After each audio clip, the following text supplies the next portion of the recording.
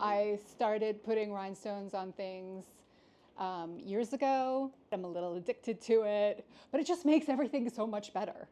Would you take me to your house and show me your favorite 5 fashion pieces? Okay. Sure. As long as she doesn't show you the jean skirt. Oh my God, again with the jean skirt? The jean skirt. He wouldn't let me wear it in Paris. Really? Yes, but meanwhile, that's the skirt that he met me in. Ah. So that's the skirt that got you. Yeah. Guilty. All right. She got you. Yeah. She got you. Absolutely. Come on, let's go. All right, let's do go. it. Let's go. Warning, it's a lot. Go on in. Welcome to Samara land. This is our living room and workspace. This is where I make all my stuff.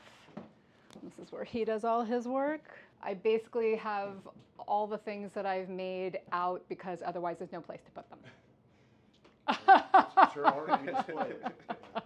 Is this both of you? Yes.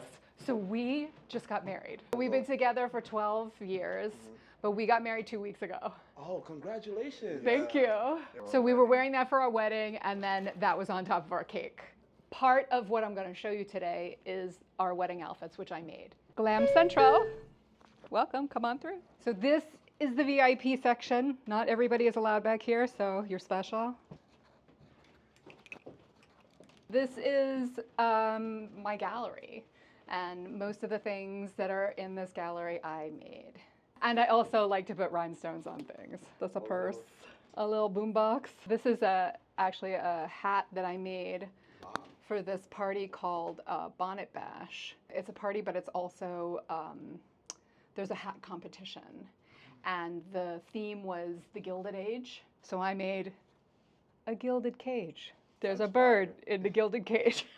That's fire right there. This was one that I made for a Christmas party that we went to. And this was my headpiece that I made for my wedding. All right, come on in. This is our bedroom. More headpieces. So I was telling you that, I do the Easter parade. This one and this one are both from the Easter parade. Yeah, and Doug had the idea years ago when we were in our last place. We have a lot of jewelry, obviously.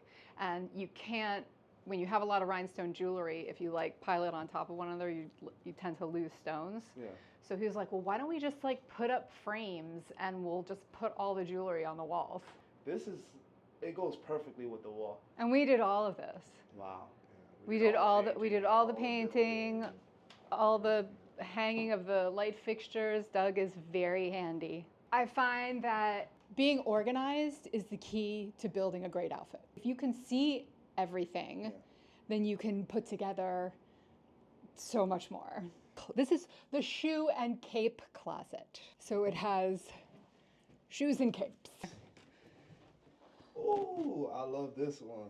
And actually, I made a lot of the costumes that I wore in that show because I took costuming and I took makeup and all those things when I was studying to be an actor in college.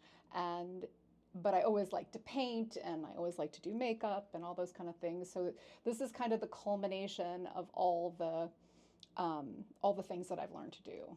This tiling, Doug did all this. Wow. And the schwan.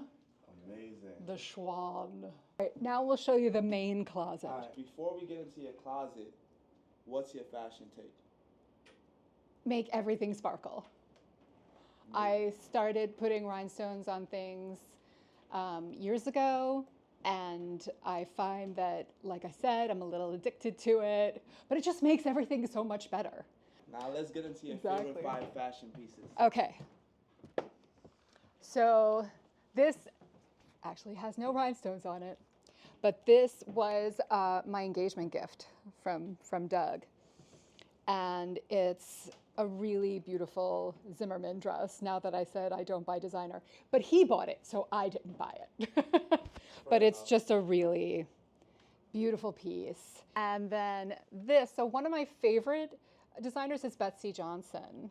And this is vintage Betsy Johnson. I bought it at the store. There used to be a Betsy Johnson store. There used to be several of them, actually. And there was a $40 bin. This is actually a collaboration she did with a tattoo artist named Frankie. And she did a bunch of these dresses. But I've worn this dress so many times that this started to fade. So I actually had to take it off and put a new one on because I just worn it so many times. Now this is a Dolce & Gabbana dress that I got in Paris at a thrift store or a vintage store. And this whole thing in the middle had deteriorated. So I had to like go in and, because it was like vinyl almost on top of it. And the vinyl was like coming off, you know, sometimes how vinyl deteriorates. So I had to like peel that off, and then I rhinestoned it, and then of course added rhinestones to the rest of the dress because of course I did. This is my fourth piece, and this is my wedding dress that I made. We got married a few weeks ago.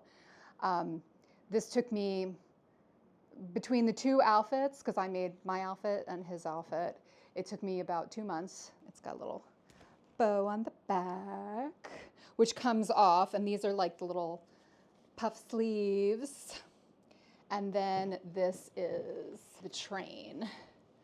And the train gets attached at the waist, and then the bow also attaches to the back. So this is my fifth, and this is the outfit that I made for Doug for our wedding. And I made the waistcoat so that it would match my dress, made it out of the same material. And then this jacket we actually had in the closet for years. It was just like a cheap costume piece. I painted it. So all the gold was hand painted by me. And then I did all the applique and the embellishment. What were you doing while she was working on this?